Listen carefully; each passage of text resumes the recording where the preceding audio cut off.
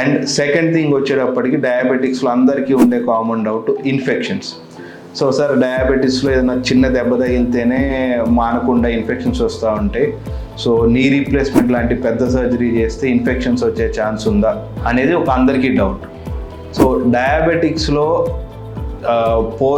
Knee replacement కానీ hip replacement కానీ చేయించుకున్న తర్వాత ఇన్ఫెక్షన్ రేట్స్ అనేవి చాలా తక్కువేనండి.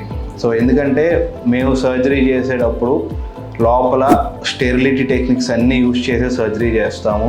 అలాగే ఆఫ్టర్ ఇన్ఫెక్షన్స్ ఏమీ రాకుండా ఉండటానికి జాయింట్ లోపల యాంటీబయాటిక్స్ కానీ, సర్జరీ తర్వాత యాంటీబయాటిక్స్ కానీ, డయాబెటిక్స్ కానే కాదు రీప్లేస్మెంట్ ఎవరు చేయించుకున్నా కానీ అందరికీ కామన్గా యూజ్ చేస్తూ ఉంటాం.